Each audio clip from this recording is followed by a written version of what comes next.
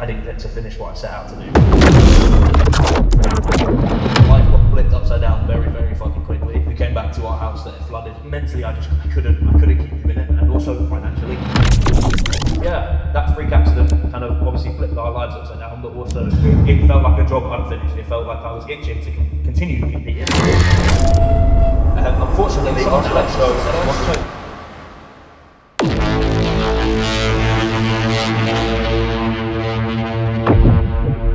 this year, we had to make it happen. Welcome back to the YouTube. We are in House of Gains today for a push session. Not vlogging today, we've got a videographer behind the camera, so expect better quality and better video. We're gonna jump straight into the session. Got a few things to talk about. Gonna go over show dates for this year. Got a few good shows in mind. Map out the season for you. You can see what's to come with a potential prep series as well. So we'll get into the session and then we'll get talking as we go.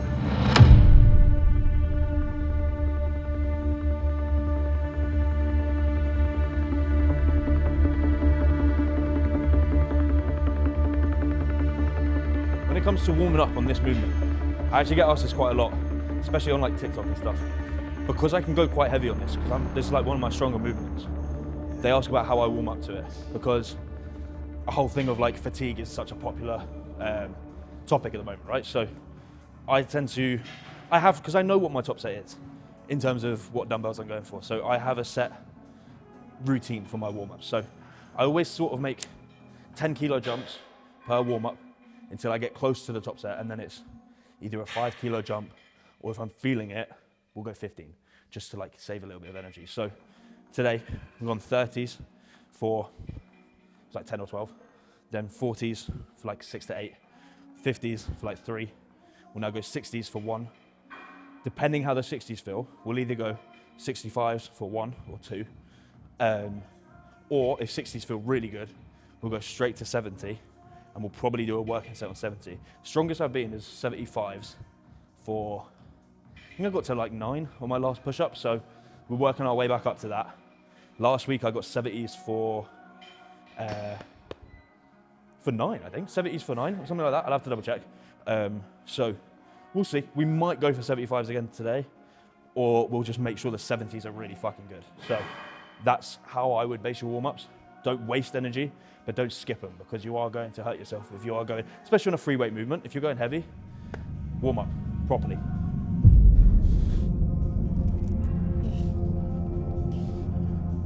Oh.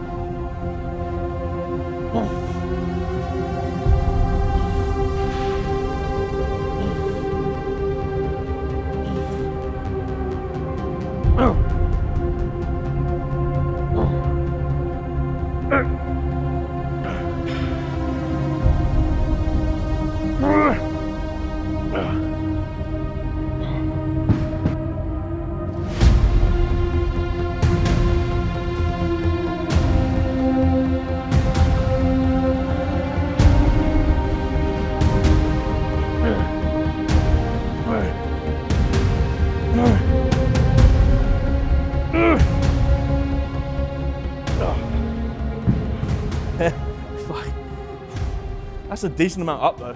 Last week I got 55 for 14. That's 60s for 15 and a half. It counts. Take that.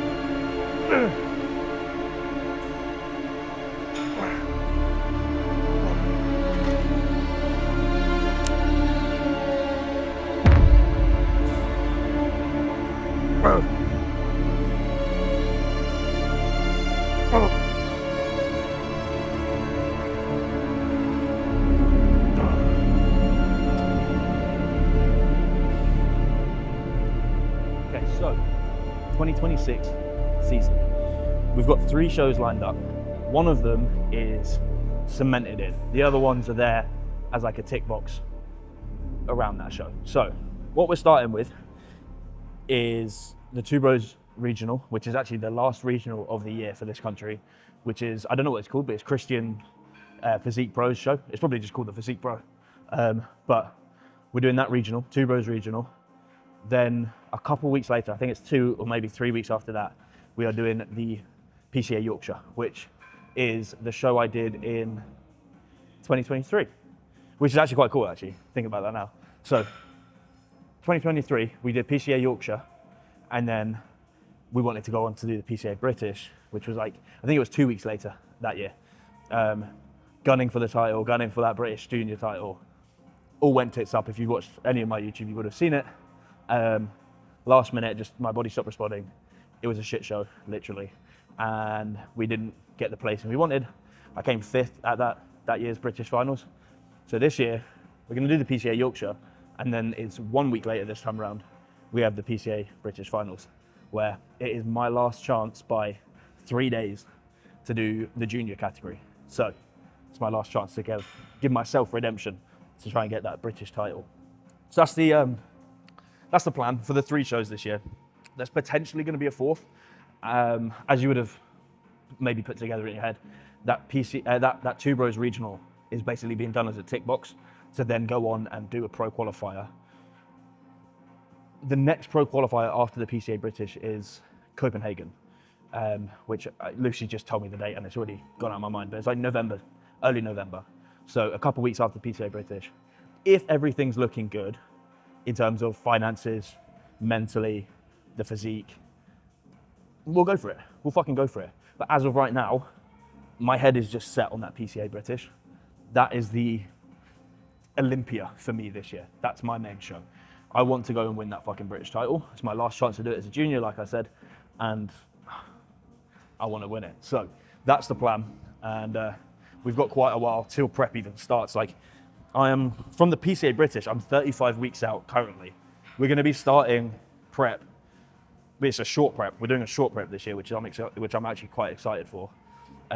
We're starting around July, so I've got about 4 months, just under 5 months now, until I even start prep. So we've got plenty of time to get as big as we can, get as strong as we can, and fucking just progress, which is sick. So all that time that I spent away from bodybuilding, we're now playing a little bit of catch up, and then some to cement that hopefully British title. But that is the plan for 2026 season.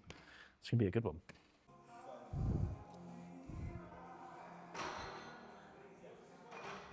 I think what you'll see a lot of, especially with this whole science-based lifting sort of thing going around, I say that like it's new, it's been around for years, but you'll see a lot of people do this movement now where they don't hold the handles, which is what I'm doing, but then they'll hold like a D handle or like a ball in their hand, and they quote they quote like studies that show gripping something will help with my muscle connection or something. Just train. Like, I think you are, if you're doing that much, you are taking all the fun away from training. Like, Bluetooth D handles are not gonna fucking grow you some big delts. Just train hard, enjoy it, progress. Don't overthink it, please. Second set on this, we do a bit of an intensifier. Now, this is just something that I picked up when I was training with Nick Elliott a couple months ago. So the top set or first set will be just a straight normal set. Second set, we do like 1.5 reps. So it's just a little bit of an intensifier. It's nothing too much. It's nothing crazy. It's not a drop set, not a rest pause, nothing like that. It's just, half a rep, full rep, half a rep, full rep, and just keep going until you go, till you hit failure, obviously. But it just saves us from having to do 3 sets. It's just quite a nice intensifier on the second one. Oh.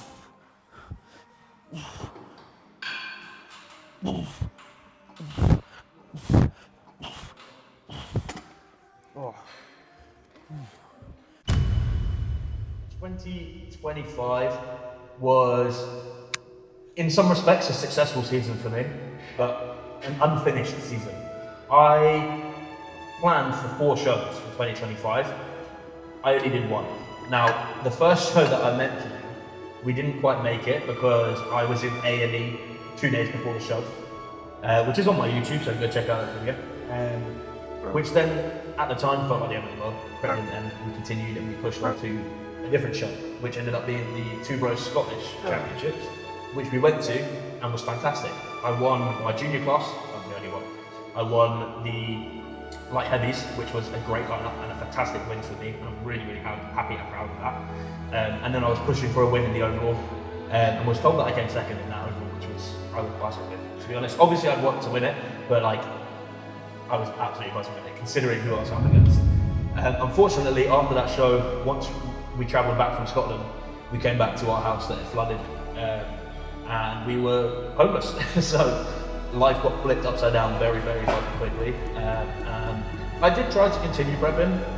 We were living in a travel lodge. I was 2 weeks out after Scotland. I was 2 weeks out from NPC Sweden, which was my pro qualifier attempt for 2025, and I was gutted to not be able to do it. I did try and push for it. Like I said, we were living in a travel lodge. I was still doing cardio, still sticking to my meals. Couldn't cook, so we were buying like pre-cooked chicken, microwave rice, vegetables. I snuck a microwave into this travel lodge, and I was literally doing everything I fucking could. And the travel lodge was next to the Pure Gym, so we were in Pure Gym training, which wasn't ideal, but got it done. Doing cardio, doing steps. Mentally, I couldn't keep doing it, and also financially. Obviously, when we lost the house, you think like, oh, you've got insurance, you'll be fine. We didn't, because we didn't think to set it up. Contents insurance is something that we just didn't think we'd need, and it's now something that we're going to make sure we have every fucking house we live in from now on. But yeah, that freak accident kind of obviously flipped our lives upside down, but also just ended prep really, which was unfortunate because after Scotland it was shaping up to be a really, really good season, and I was buzzing to continue. Even if we didn't do NPC Sweden, the plan was to then go and do the PCA Universe qualifier and then the Universe on the same weekend.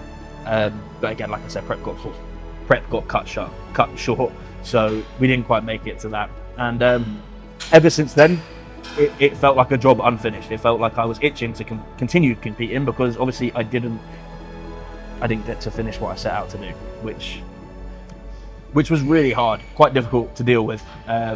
Once I'd got past the, not grieving because no one died, but like once I got past that stage of like losing the house and stuff, it really pissed me off that I didn't get to finish my season. So I have been itching to compete, and this year meaning so much to me that I've got my last opportunity as a junior to try and win this PCA British title.